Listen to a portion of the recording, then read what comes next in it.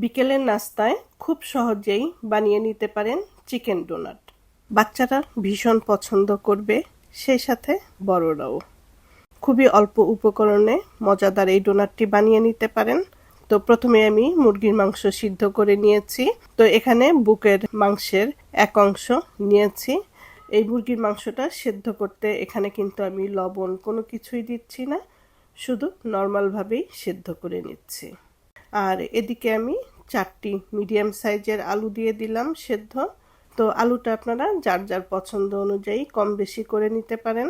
তো আলুটাও সেদ্ধ করে নিব। তো আলুটা সেদ্ধ হয়ে গেলে আলুটা ছুলে এখন আমি মেশ করে নিচ্ছি।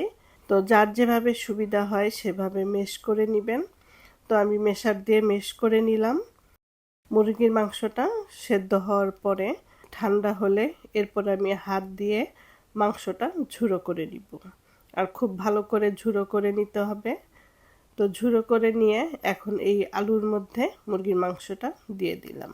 তবে মাংসের পরিমাণের থেকে আলুর পরিমাণটা কিন্তু একটু বেশি হতে হবে। তো এরপরে দিয়ে দিব মশলা। তো প্রথমেই আমি দিয়ে দিচ্ছি 1 চা চামচ জিরা গুঁড়া, আধা চা চামচ ধনিয়া গুঁড়া এবং 1 চা চামচ গরম মশলা গুঁড়া। দিয়ে দিচ্ছি আধা চা চামচ শুকনো মরিচের গুঁড়ো। এখানে কাঁচা মরিচও দিতে পারেন, আর ঝাল বেশি খেতে চাইলে শুকনো মরিচের গুঁড়াটাও আর একটু দিতে পারেন।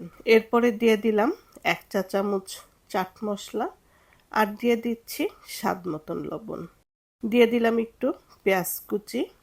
তো এখন এই সমস্ত উপকরণগুলো ভালোভাবে মেখে নিতে হবে। তো যেহেতু এই ডোনাটটা আমি বাচ্চাদের জন্য বানাচ্ছি, তো আমি ঝালটা কম দিয়েছি।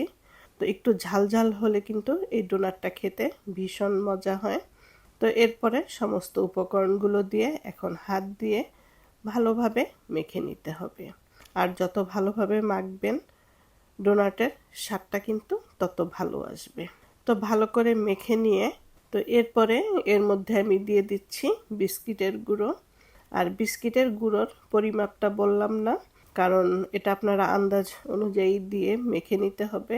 যখন একটু শক্ত শক্ত হবে আর ডোনাটটা বানানো যাবে, ওই পরিমাণেই বিস্কিটের গুঁড়োটা দিতে হবে। তো প্রথমে আমি অল্প দিলাম, এরপরে আরেকটু দিয়ে দিচ্ছি, দিয়ে ভালো করে মেখে নিলাম। তো বিস্কিটের গুঁড়োটা দিয়েও ভালোভাবে আবারও মেখে নিলাম। এরপরে হাতে তেল দিয়ে ডোনাটগুলো বানিয়ে নিব। আর ডোনাটগুলো বানানো এতই সহজ যে একবার দেখলেই সবাই পেরে যাবেন। তো হাতের মধ্যে নিয়ে আমি গোল করে চ্যাপ্টা করে নিলাম, আর আঙুলের সাহায্যে মাঝে আঙুল দিয়ে ডোনাটের শেপটা করে নিলাম। তো এরকমভাবে একইভাবে আমি সবগুলো ডোনাট বানিয়ে নিব। আর এই ডোনাটটা একটু বড় সাইজেরও বানাতে পারেন, আবার একদম ছোট ছোটও বানাতে পারেন। তো আমি একদম বড় বানালাম না, আবার একদম ছোট বানালাম না, মিডিয়াম করে বানিয়ে নিলাম। তো সবগুলো ডোনাট বানিয়ে নিলাম।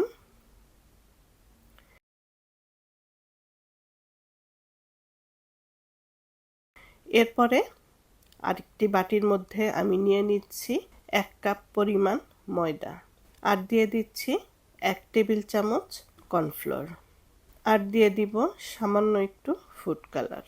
ফুড কালার দিতে না চাইলে এটা এমনিও রাখতে পারেন, তবে ফুড কালারটা দিলে ডোনাটের কালারটা সুন্দর আসবে। আর নয়তো এখানে একটু হলুদের গুঁড়ো, মরিচের গুঁড়ো, একটু লবণও দিয়ে দিতে পারেন। আর দিয়ে দিচ্ছি একটু লবণ।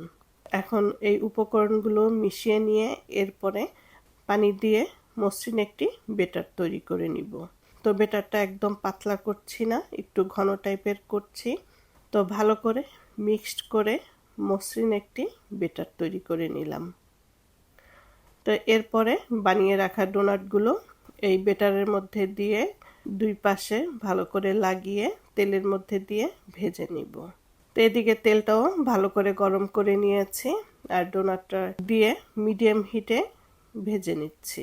আর এটা ভাজার সময় ভেঙে যাবার বা খুলে যাবার কোনোই সম্ভাবনা নেই। তো আপনি স্বাচ্ছন্দ্যে এটা ভেজে নিতে পারেন। আর যেহেতু মাংসটাও সেদ্ধ করা, আলুটাও সেদ্ধ করা, তো বেশিক্ষণ সময় নিয়ে ভাজার দরকার নেই। উপরের বেটারটা ভাজা হয়ে গেলেই হয়ে যাবে। তো এক এক করে সবগুলো ডোনাট দিয়ে দিলাম, দিয়ে এখন ভেজে নিব।